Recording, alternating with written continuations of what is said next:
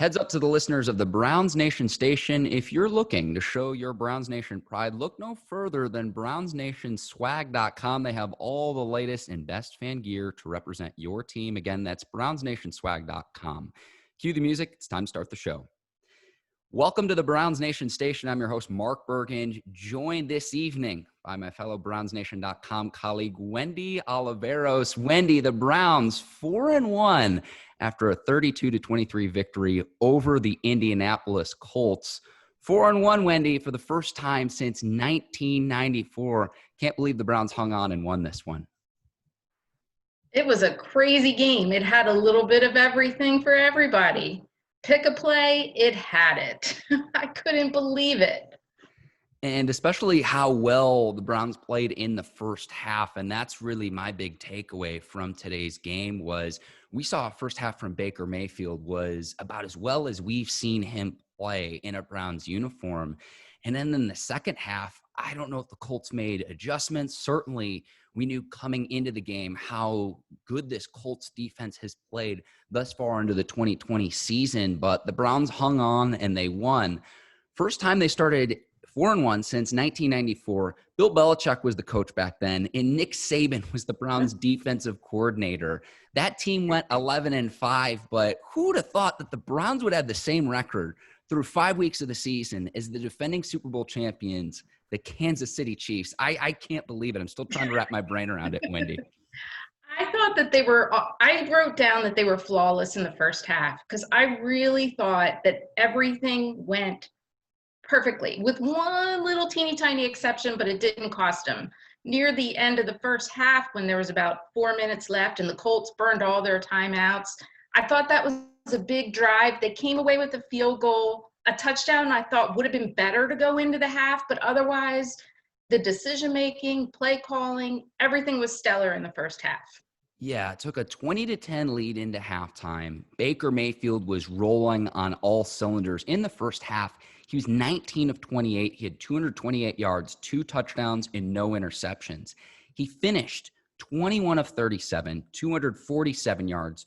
With those 2 touchdowns, he threw 2 interceptions in the second half. So he only had 2 completions in the second half. Again, credit to the Colts because we know how good their defense was. But, in the first half, it's like, wow, Baker silenced all of these doubters with how well this team's playing. They've got a huge lead, and they built that lead up to, I believe it was 17 in the second half. And then all of a sudden, the Colts came storming back, and luckily for the Browns, they held on. That's right. It is lucky they held on. I think the Colts in the first half, they were suffering from Costanzo and Leonard not being there. And I think they made adjustments. I was expecting that, but I was starting to get worried in the second half that it was going to turn into Dallas. Like this was going to be like a foot race and who's going to score the most at the end and who's going to hold on. So thankfully it wasn't quite that extreme as last week, but the Colts did come back. Absolutely. And Mayfield with his first interception, I'm like, here we go again, because we saw it in the Dallas game, but Mayfield has been able to avoid throwing interceptions in the last 2 weeks. With something at one point this season, and this dates back to last season, he had thrown a pick in 8 consecutive games. And that's really one of the big things with this offense under Kevin Stefanski is running a ball control offense, running an offense that favors multiple tight end sets and where you're running the ball at a high rate or at almost as high a rate as any team in the league. And I thought Mayfield in the first half, it's like, whoa, we're kind of flipped the script here. And certainly you understand when a team stacks the box to stop the stable of running backs that the Browns have, you've got to be able to figure out ways to counter that. And that was something where moving forward with this team, something I want to see them do is what are quick, easy plays that you can have with Mayfield and the receivers, maybe the tight ends, to where it can almost serve as an extension of your running game in the quick passing game, where high percentage plays where you can get the ball out into the perimeter to some of the skill position players, whether that's Jarvis Landry or an Odell Beckham Jr. But 2 completions in the second half. Again, it was just like in the first half, it's like, wow, Baker silenced all of his doubters and maybe he is starting to come into his own. And then we saw the guy who's, been a target of many, many, many Browns fans up until this point. But hey, at the end of the day, you can say 4-1 and the Browns found a way to win. And what I was impressed with is they knew they weren't going to be able to run that greatly against the Colts, but they didn't give it up. They kept trying, even if it was 1 yard, 2 yards, small, all through the game. And then it paid off big at the end with the big run that actually won the game, the 28-yard rush by Johnson. Yes, that was one of the key plays to the game. And Wendi, I know we were talking a little bit before the podcast. I said there were 3 games that really stuck out to me. Really, there were 4. The play by the very end, the rush, the 28-yard rush by Dearness Johnson, it was he was sprung by the right guard, Chris Hubbard. He was in for Wyatt Teller. Hopefully Wyatt Teller, for how well he's played on this offensive line, hopefully he's not out too long for the Cleveland Browns, but he made the key block on that play. So that was one play which really sealed it for the Browns at the very end. I thought the pass rush that the Browns had, led by Myles Garrett, Olivier Vernon was getting after the quarterback. I thought the pass rush really, my hat's off to the Browns, because they were able to get after Phillip Rivers really without blitzing a whole lot either. So the play where the Browns got a safety on Rivers' intentional grounding to go up 29-20 at that point in the game, I thought was huge. And then obviously the 2 interceptions for the Browns, the first by Ronnie Harrison, a pick 6, that put the Browns up 17 points in this game.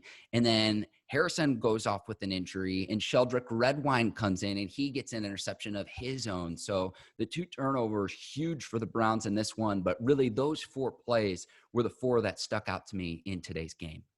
Yeah, agreed. They really were. The other thing that stuck out to me, and it wasn't one play, was how the offense, everybody did something. I mean, even Hollywood Higgins had a touchdown catch. There was a lot of moving parts, different people, and that was good, because without Nick Chubb, they're going to have to be really creative. You stole the words from my mouth there. And one of the things I wrote down in the show notes, Wendi, was time of possession. The Browns held the ball in this game for 34 minutes and 45 seconds. So when they're able to run the ball effectively, which you could argue they struggled a little bit, but we knew that was going to be the case against this Colts defense. 124 rushing yards for the Browns, 3.8 yards a carry. But when you can hold the ball that long, that keeps your defense off the field. You allow your defense to rest, and you can really control the pace and dictate the game. And I think the Browns did a great job of that in this afternoon's game. Agreed. They really did manage it well. And, they need to always win that time of possession, just for the reasons that you said. And did you notice this too, before we start talking, before we get off Baker Mayfield? Did he seem hurt to you? It seemed like he was shaking his right arm a little bit. I don't know if he took a big hit at some point in the second half, but I'd imagine he'll be okay for next week's game against the Steelers. But he seemed to be a little shook up. Maybe he was playing through some pain there in the second half. Yeah, I wasn't sure, but I mean, that would explain why he was a little off. So, yeah, I don't know if we'll ever know, because he'll probably come out and say he's fine, but it seemed like there was something going on there a little bit. And certainly continuity at the quarterback position is something that this franchise has lacked.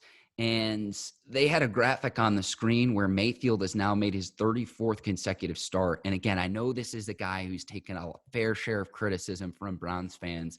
A lot of them feel that he's not playing up to the expectation of being the number 1 overall pick from the 2018 draft. But again, if you're winning, that's what I'd argue. That's the most important stat. And so the Browns able to get it done, and they put up more than 30 points for yet another week, something where we're starting to say some things about the Browns where it's like, oh, it's been this stat for the first time in decades. So it's really exciting if you're a Browns fan through 5 weeks of the season. I still can't believe it. I can't believe it either. And I don't know when they last had a safety, and, the pick 6. I mean, it just seemed like there were so many things that happened today that haven't happened for a while. So it was exciting to bring all those elements into the game. And you've got to credit this defense as well, playing without Larry Ogunjobi, without Greedy Williams. Carl Joseph was also out. And so getting different playmakers to step up. And I think that starts with Myles Garrett off the edge. He is proving why he was worth that massive contract extension in the offseason. And he has played out of his mind coming into the game. 6 sacks, 34 quarterback pressures, and 3 forced fumbles. So the sack and the forced fumbles, that leads the NFL. Quarterback pressures, that's second in the league. So it's not just the sack totals, it's also getting after the quarterback on a consistent basis. And you see what it does for the back end of this team, for a linebacking core and a secondary that is younger. You've got guys who are in their young 20s, mid 20s, trying to make a name for themselves in this league. And when you can either rush 3 or 4 defenders and then allow your defense to sit back and they don't have to play as great of coverage because a guy like Garrett is going to get after the quarterback time and time and time again. I can't believe the Colts left him in a one-on-one matchup with their left tackle as consistently as they did this afternoon. It was almost like they didn't know what to do with him, so they didn't do anything. Right? That's what it felt like. I don't know. He is undoubtedly the leader, and I think his play has really kind of set the tone for the young people that you're talking about that are also on that defense. I want to get into good call, bad call. And my good call is going to be committing to the run at the very end of the game, Wendi. The Colts ran out of timeouts, and the Browns, all they had to do is keep it on the ground, and they were able to get the field goal from Cody Parkey at the very end, really to put this game away. But there was no need to try to get cute and try to pass the ball there. If I'm going to criticize that would be, okay, how much does this coaching staff really trust Baker Mayfield? But given that situation, there was no need to try to risk throwing a pass and stopping the clock and giving the Colts a chance at the end there. But that, again, is where, okay, if teams are going to stack the box against Cleveland, whether it's Chubb in the backfield or Kareem Hunt or Dearness Johnson, what I would like to see the Browns do is, again, develop some plays where they can get that short passing game going to where, again, that almost serves as the team's extension of their running game. But my good call would be committing to the run at the very end of the game, given the situation, and really making sure that the lead was insurmountable and that the Colts didn't have any time to try to mount a comeback at the very end of the game. I completely agree, but that what people are going to talk about this week, they're going to talk about, oh, maybe they didn't want to put the ball in Baker's hands, but they didn't need to at that point. It would have been less than prudent, even if he had thrown some passes and whatnot to finish that, to manage the clock and put the Colts away. They didn't have to. They just had to run the ball. Absolutely. But that is one thing I do want to see, where it's like he had 2 completions in the second half, and doing live math here, but of however many attempts he had in the second half, where it was like, again, in the first half, it's like, whoa, maybe this guy's figured something out. And I don't know what adjustments the Colts made from a defensive standpoint. So you got to give them some credit there. But again, if Mayfield would have played the way he would have played in the first half, in the second half, this wouldn't have been a game at all. But the Colts figured something out. Well, they also had that 101-yard kickoff return. Was it? Yeah, I believe kickoff return. I think that kind of deflated the Browns, because things that they've been riding high and things have been going pretty well. So that was a big blow. And I think that temporarily changed the course of the game. And that immediately came after the pick 6, where it's just like, can we at least make this Colts team drive down the field however long that takes? But you give up a quick score, and that cut it to 27-17. And it's just like, oh, man. And then Mayfield throws an interception immediately after the kick return touchdown by the Colts. And it's like, the Colts cut it to a 1-score game at that point. And it's like, here we go again. We dealt with this the week before with Dallas, where the Browns had a huge lead, and you're giving the team an opportunity to come back and win. I will say this, against better teams, against better competition in this league, good teams will take advantage if you let them hang around and you give them chance after chance after chance after chance. I would like to see a little bit more killer instinct from this Browns team this afternoon. Yeah, that's true. But I mean, the Colts are 3-1. So where are they? granted, they haven't played top caliber teams up until now, so I'm not sure. I thought this was a pretty equal matchup. So we'll see. I guess Pittsburgh, not to jump ahead, will be a good test for the Browns. Every week, I guess, is a good one. Absolutely, absolutely. Veteran quarterback in Phillip Rivers, and then Jonathan Taylor, the Colts rookie running back, he's thrust into his starting role because Colts starting running back had a season-ending injury. So they've got a rookie at running back, and the Colts have played really well this year. And maybe that's part of the reason why their defensive stats looked so good because, look, I know the Jets are one of the teams that they played earlier this year. Pretty much any NFL team is going to look good against the New York Jets. True. It's true. Yeah, the caliber of competition is definitely different. I will go to my bad call now, and that is, look, it's going to be really, really simple. They've got to figure out what happened to Baker Mayfield in the second half. And I want to see what some of the analysis is this upcoming week of what adjustments that the Colts made. And certainly the Browns in the second half with a 17-point lead at one point didn't need to throw the ball and air it out as much. But that would kind of be my bad call in the sense that it was really the tale of two halves. Like that is a point I can't hammer home enough because I was looking on Twitter, Wendi, and I saw Colin Cowherd tweet something along the lines, and I'm paraphrasing here. That's probably the best first half I've ever seen Baker Mayfield play as an NFL quarterback. And I'm like, wait a second. Like, 2020 has been a weird year, but like Colin Cowherd is now complimenting Baker Mayfield. Like, what's going on here? Isn't that the truth? I don't know what he said about the second half. He'll be talking about the second half all week. Right. Rile up all the fans like he always does. But I'm sitting here and I'm like, are we in the Twilight Zone? Like, what's going on here? Crazy.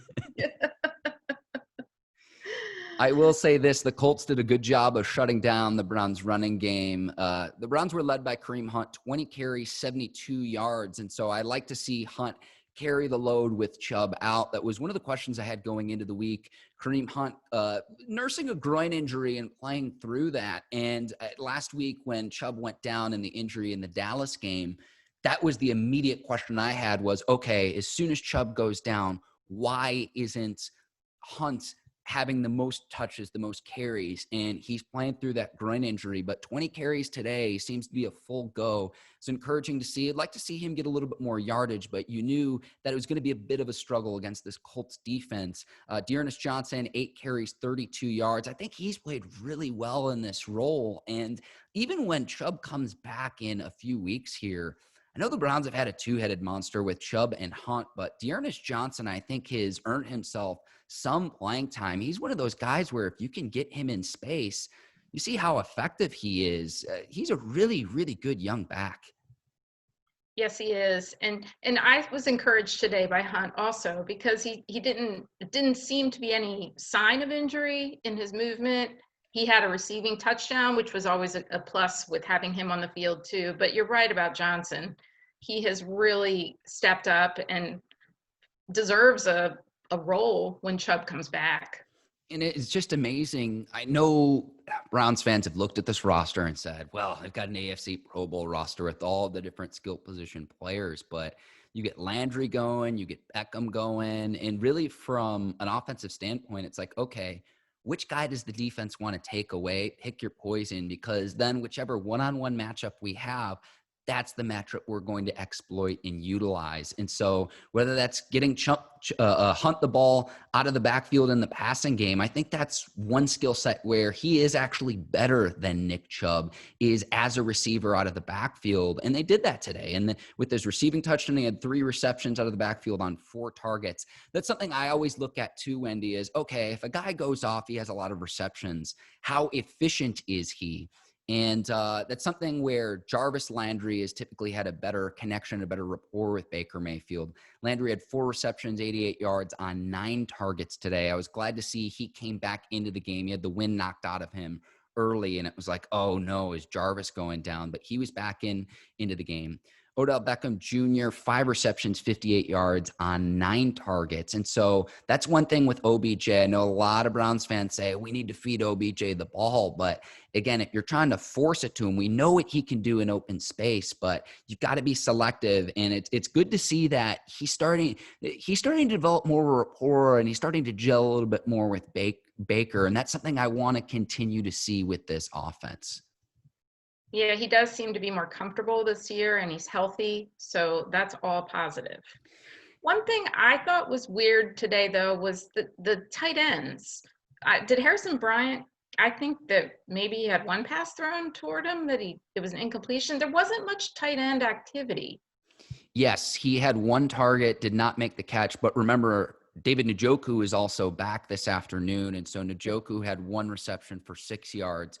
Austin Hooper, who's a favorite of Baker Mayfield, had 5 receptions, 57 yards, but he was targeted 10 times. And so again, I want to see that percentage of how many receptions you have versus how many targets. Sometimes it's a dropped pass. Sometimes it's a pass that's not catchable, but just to see a higher efficiency there. That's something especially with OBJ, a number I always look at with him, in the sense that a lot of Browns fans say, oh, let's get him the ball. But if his percentages are below like 60% and he's catching fewer than 60% of the passes thrown his way, you've got to kind of second guess yourself a little bit there. But yeah, and I know this is something that with the tight ends, Kevin Stefanski is a huge proponent of. It's something he demonstrated a season ago as the Vikings offensive coordinator. He uses multiple tight end sets more than any coach in the league last year. And so especially with some of Njoku's cryptic Instagram posts and tweets, and he requested the trade in the offseason and everything. I know it's a crowded tight end room, but I would like to see some of those other guys other than Hooper get going in this offense, because we saw what Bryant can do. The rookie had a touchdown just a week ago. So we know what these guys are capable of, and it just provides Mayfield yet another target to throw to. Yeah, and maybe that is like the stopgap that you're talking about to help extend the drives in a way where maybe the run isn't there. I don't know. They've got to figure something out, though, because if they play as poorly as they did from an offensive standpoint as they did today, they're going to have to put a full game together when you're going up against some of the top competition in this league, whether it's Pittsburgh next week, whether it's the rematch against the Ravens. You're going to have to play a full game and put it together for a full game. And I was so excited in this first half. It was like, whoa, they're really taking it to the Colts, and they let them stick around with just some stupid mistakes. And especially that kickoff return touchdown. You're up 17. That's like the one scenario where I'd almost rather your kicker kicks it out of bounds and they start at the 40 or whatever than allowing a kick return touchdown, because at least if the offense goes down and scores from the Colts standpoint, at least they chew up more clock. Like the clock is your enemy at that point, and you want to just burn as much clock as you can. And so to allow a big play like that, hopefully the Browns can get that shored up in this upcoming week before the Week 6 matchup against Pittsburgh. But I would also argue that given there was no preseason and how teams are playing, I mean, the Chiefs lost today. The Steelers for a little while had trouble with the Eagles. I'm not sure, aside from the Ravens, where everybody is. Maybe there is less disparity than there have been other years. I don't know. And it'll be interesting to see where the Browns fit in that as they play the Steelers, as they see the Ravens again, those tests. I think that's a great point, Wendy, and especially in the AFC North. I think this is competitive of a division in all of the NFL. I know the NFC West is a division that gets a lot of publicity in terms of, okay, all the teams in the NFC West, where that is a gauntlet of a division as well. But in the AFC North, we know that the Bengals are going to be down. They've got a rookie quarterback. As much as you can love Joe Burrow, but look, if I was a team not in the AFC North and I have to go up against a 4-1 Browns or Ravens team or an undefeated Steelers team, the Steelers won today, 4-0 for the first time since 1979. this division is going to be a gauntlet this season. And the one thing I can say that helps the Browns, and I've talked about this, I feel like week after week on the Browns Nation station and also on brownsnation.com, is both leagues, both conferences, the AFC and the NFC, have that extended playoff format this season. So both conferences will have 7 teams get in, and that only helps the Browns this season. I think a lot of people thought that it was going to be a foregone conclusion that the Ravens would take care of this division for a 3rd consecutive season. But something I always point out to people is, since the NFL reconfigured its divisions in 2002, there's not been an AFC North team that's won the division for 3 consecutive seasons, which is what the Ravens are trying to do this season. And you just see how stiff the competition is in this division. Okay, we know the Browns struggled against the Ravens in week 1, but they've now won 4 consecutive games. Pittsburgh is 4-0. They look really, really good. I cannot wait to watch this week 6 matchup against the Browns and the Steelers next week. And we were talking about Myles Garrett earlier too, Wendy. Leah's first game against Pittsburgh since last November's brawl. So I cannot wait to see these two teams battle on the gridiron. You know there's going to be some bad blood even from last season. That's right. That will just add to the drama of the matchup. Absolutely. And we'll see if Steelers quarterback Mason Rudolph, how far away he stays. I know Big Ben's back for the Steelers this season, but I cannot wait to watch this one. And I think you bring up a great point where you usually get a pretty good idea of where some teams are a quarter of the way through the season. But I look at some of the standings, and it's just like, you look at some playoff teams from a year ago, take, say, the Texans or the Minnesota Vikings, teams that have struggled early on in this season, and you just kind of scratch your head and say, what happened compared to a year ago? Where you look at both of those teams, they not only made the playoffs, they won. Each of those teams won a postseason game. And so it just kind of shows you some of the adjustments that teams make, upgrades that they've made in the offseason. But this Browns team, you know what, Wendy, I'd be remiss if I did not say this. A 4-1 start, and we talk about all these great stats and all the skill position players from the Browns from an offensive standpoint.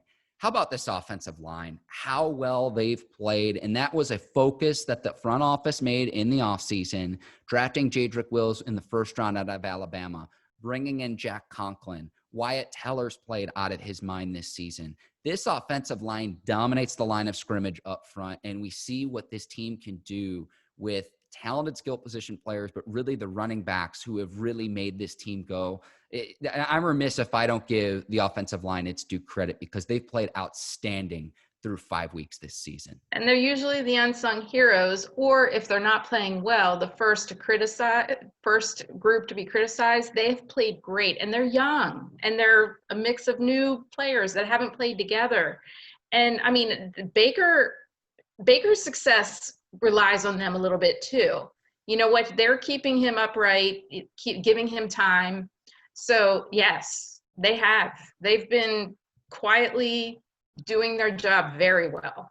And you mentioned Baker as well. He was sacked 40 times last year. He's running for his life, and he's in a lot better shape this year. He even admitted in the offseason where he said, hey, I had to put on some weight last season to make sure I got out of there alive because of how much pressure and how many hits he was taking a season ago. And clearly that was a point of emphasis for the front office in this offseason. And it's paying dividends, and it keeps you in games and it helps you win games, even the ones you don't think that you're supposed to. And that was in week 1, the loss to the Ravens. When the Browns went down double digits, I thought the key in that game was, okay, they got away from the running game, which in my opinion is this team's strength.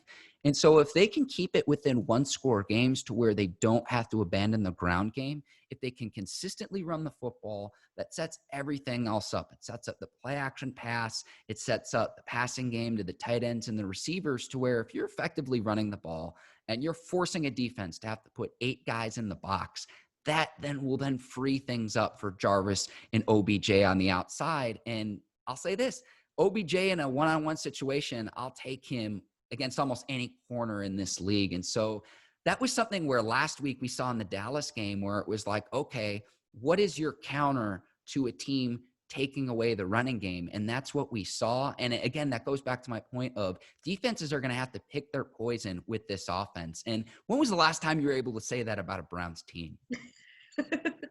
Well, it's been quite a while, I would say. I don't know when, but it's true. It's true. And, not that we're going to talk about Joe Burrow, but I mean, that's what he needs. He needs an offensive line. He so much reminds me of Troy Aikman in 1989 when they went 1-15. I mean, I hope he doesn't get hurt.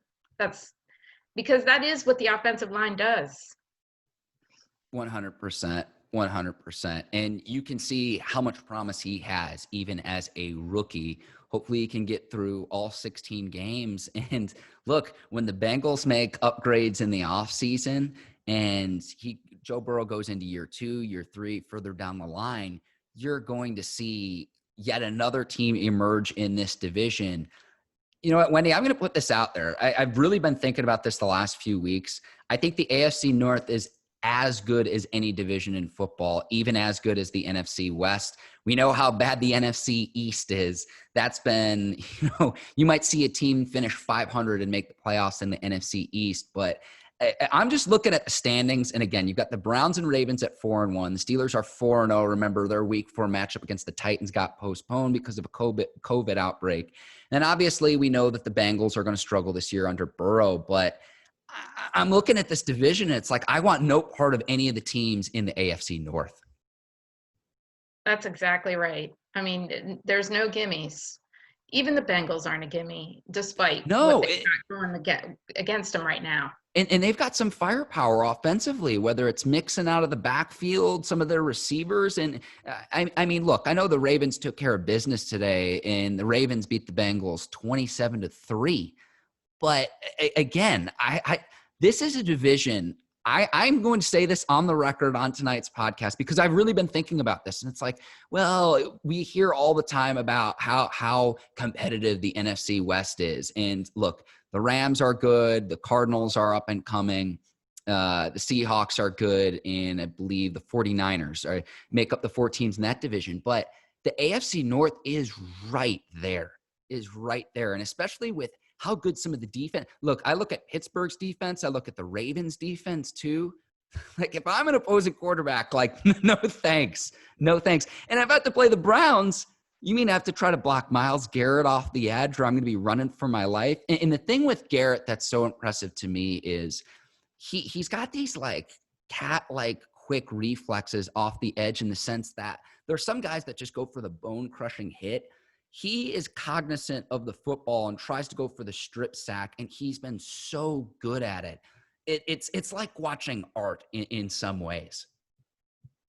He is. I mean, it's beyond words, really, how good he is and how consistently good he is over and over again.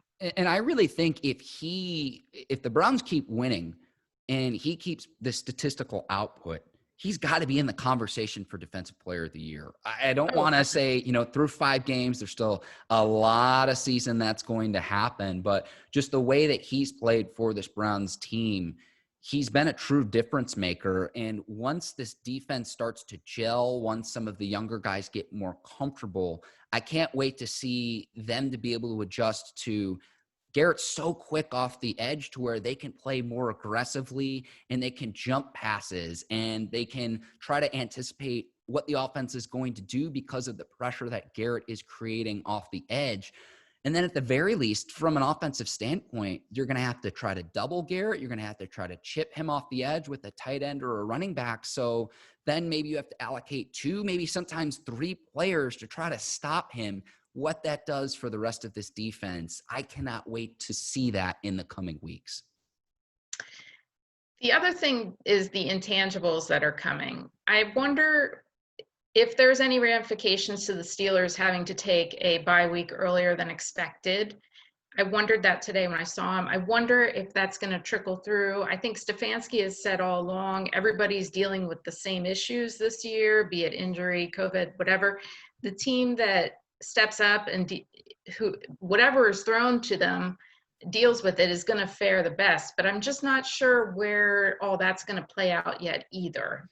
That's a great point. And really, in my opinion, there are three avenues that the NFL could take. One won't happen, and that would be forcing teams to forfeit. I think fans would have a mutiny.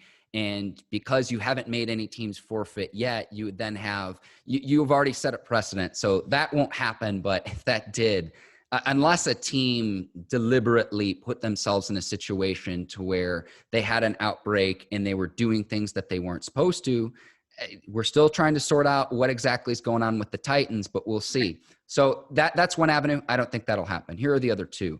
The other two would be adding maybe another additional week at the end of the season to allow for more schedule flexibility. So like a week 18, maybe a week 19.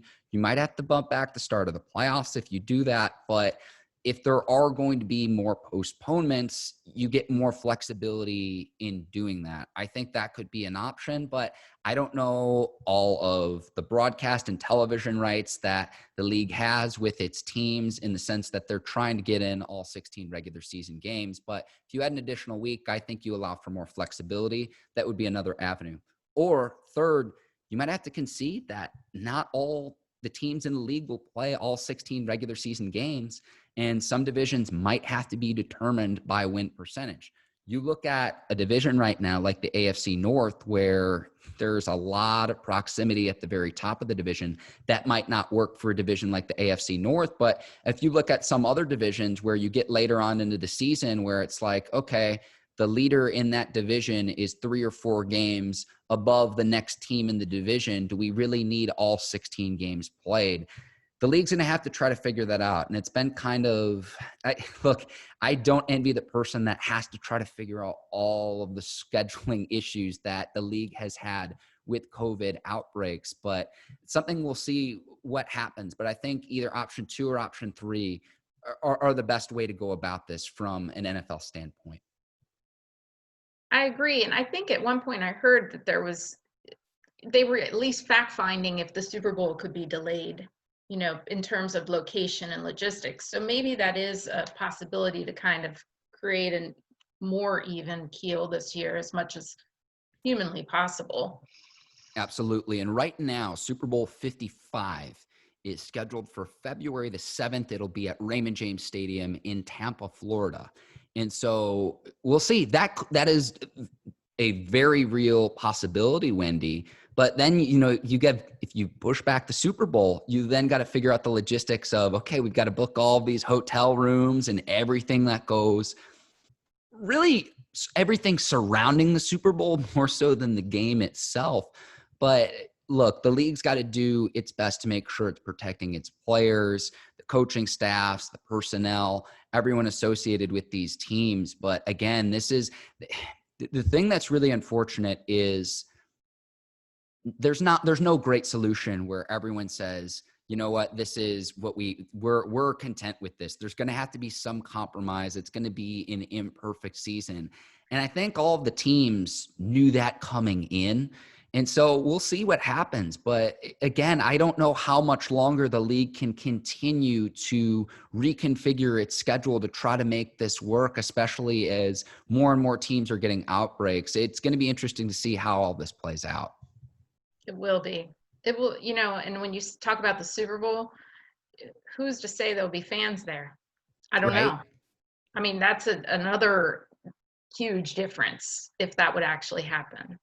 So yeah, I don't envy those people either. The logistics, the planning, all of that sounds like an enormous headache. I hope it's just not one person. I hope there's at least a committee or some sort of group that can sort all of this out, because there's so many moving parts to all of that. Like it hurts my brain just if I really start to think about it. And so if one person is tasked with that, like I said, I do not envy that person at all. You're right. It's probably a team. The NFL, they're well staffed, so it probably is. I'd imagine so. As we start to wrap up here on the Browns Nation station, Wendi, I just wanted to get your final thoughts. Today's Browns victory, a 32-23 win over the Indianapolis Colts. I just wanted to know your final thoughts before we sign off here.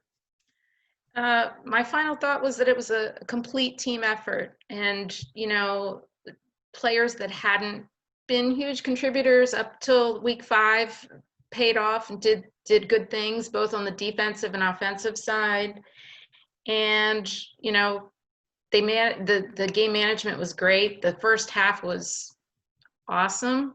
So hopefully the first half can be like a 4-quarter game in the weeks to come. You don't miss Freddie Kitchens at all yet, do you? Who does? I will say this, other than the fake punt in week 1 against the Ravens, I think Kevin Stefanski and this staff has been, I don't want to say completely flawless, but has put this team in a position to win football games week after week after week after week. And who would have thought, you know, going into the 2019 season, the Browns were everyone's hot pick. They were the favorite among odds makers to win the AFC North. But right now, they find themselves in a good spot at 4-1, same record as the Ravens. The Steelers unbeaten. We'll see what happens in week 6 when this team goes up against Pittsburgh. And again, it'll be Myles Garrett's first game against the Steelers since last November's brawl. I cannot wait for this one. It's going to be awesome. But Wendi, I thank you for joining the Browns Nation Station. This was a lot of fun, and a lot of fun after a victory as well. Definitely. My pleasure. Thanks, Mark. For Wendi Oliveros, I'm Mark Bergin. Thank you for listening to the Browns Nation Station. Go give us a 5-star review. Please rate, review, and subscribe to the podcast. I'll see you next week after the Browns-Steelers game. Take care, and so long, everybody.